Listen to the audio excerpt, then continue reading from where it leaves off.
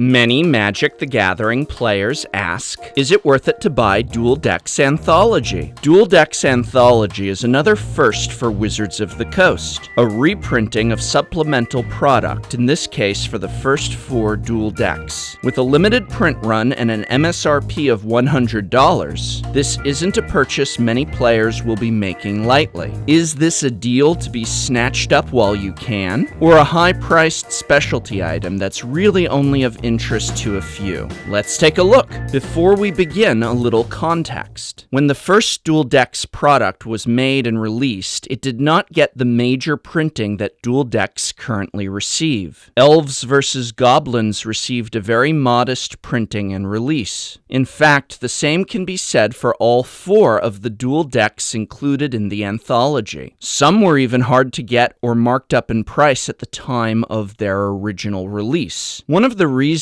why these Duel Decks are so hard to come by isn't just that they are old, but also that they were not printed with nearly the same high numbers that today's Duel Decks currently enjoy. So, the opportunity to obtain these again isn't just a repeat of an old product offering from Wizards, but an offering of something that was given a small printing to begin with. That being said, the MSRP of $100 seems a little contrary to the contents. If Duel Decks have always had an MSRP of $19.99, then this product is about $20 above what it would have cost to have bought the originals when they were first on shelves. Besides just the ability to go back in time and purchase something you may have originally missed, what else are we getting in this release? There's 3 clear things that the Duel Decks Anthology gives you, besides, of course, $20 access to a time machine. Mint cards. This may seem either silly or obviously silly, but buying these old decks or the singles you want from them carries with it an uphill battle of card condition. Getting a near-mint demonic tutor featuring Liliana's artwork isn't easily accomplished, let alone near-mint foils of any of the featured cards. Buying it new, now, for yourself means you start out with pack-fresh cards. The new card frame. I'm an old man, so I don't like things that are new, but many Magic the Gathering players happen to like the new card frames with their hollow stamps, and so this printing gives you these cards in the new frame. But for people like me who enjoy having online signatures that urge the signing of pointless petitions to go back to the old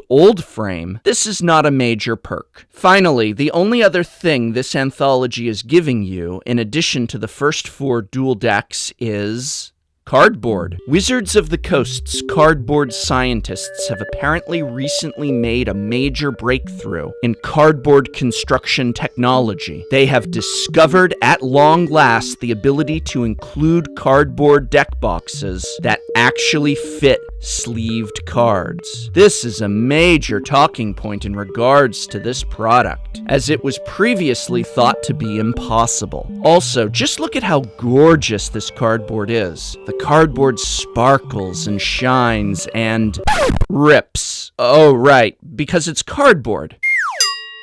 The boxes also don't shut easily or even properly. Visually, they look stunning, but Wizards chose to print them on the cheapest material available to them, which was cardboard. Or, I'm just gonna say it, paper.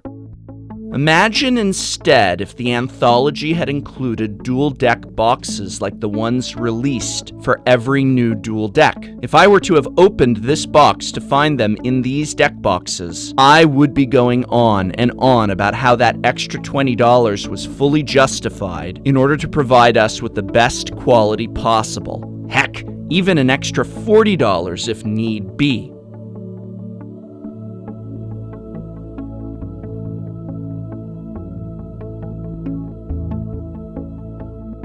I'd rather pay more and get it right than pay less and get something worthless.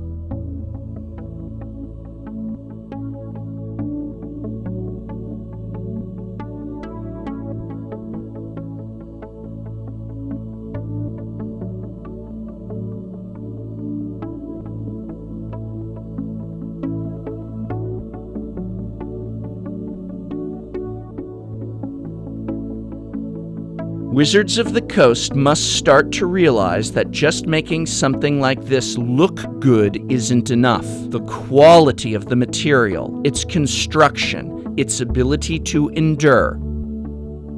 This is not just important, but critical. It should be their motto.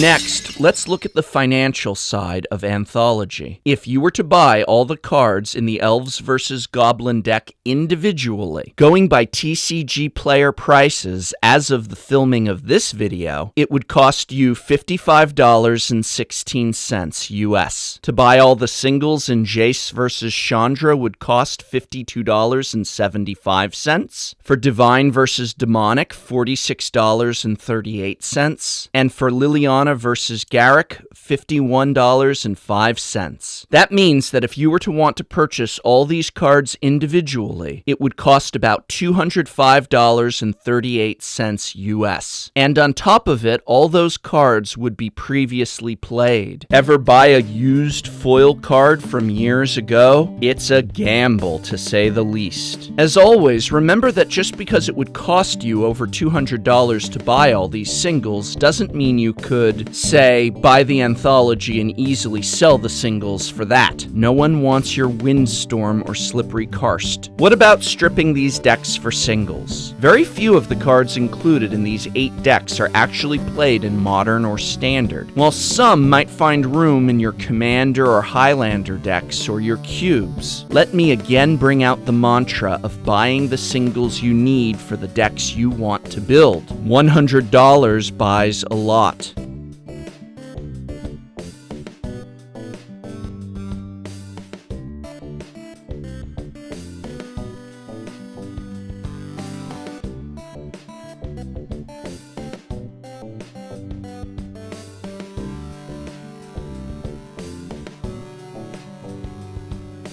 Just to put this in perspective, $100 currently can buy 3 playsets of Shock lands, or half a dozen or so Khans fetch lands, or a playset of Celestial Colonnades and 3 Geists of Saint Traft. I'm just saying. Final conclusion? For any dual deck enthusiasts who do not already have the first 4, or possibly even the first 3 of these dual decks already, this product is an absolute gift to you. I personally know more than one of these type of players, dual deck enthusiasts, people who love dual decks and collect them, play them, sometimes upgrade them, and who not only do not have sets like Divine vs. Demonic or Elves vs. Goblins, but honestly expected to never own them. For that player, it's worth the $20 time machine fee to go back in time to when these were on the shelves and buy them brand new. For the casual player, someone who does not live near a local game store or simply does not regularly attend Friday Night Magic, these also are a great value if they are purchased with the intent of being kept together as decks. In fact, I'll say that any player who is buying these with the intent of keeping them assembled as decks and playing them against each other is going to be very happy with this product. I have heard more than one player refer to this as being like a board game, in that you and several of your friends can simply take this down off the shelf, grab a deck, and get casual games against each other. It's a lot of fun. However, this is not a good value for people looking to get individual cards that they can strip out of these decks and use to construct decks for Standard, Modern, Legacy, etc. Unless, of course, you are specifically looking to bling out already existing decks. Advanced players and players who prefer to play official constructed formats only, this is not for you. If that's your goal, again, buy the singles you need and let the dual deck enthusiasts get this product. This also makes a great gift, either for an individual or to split with a play group. But again, don't expect this to be the best use of your cash if you want to strip these decks for singles. I hope this video was of some help to you. You can help me out by remembering to subscribe, like, share, or simply by leaving a comment. And remember, you can't play Magic at Target or Walmart, so when the next Duel deck comes out, try and spend that money where you spend your time playing Magic, and that's at your local game store. You're supporting your Magic community.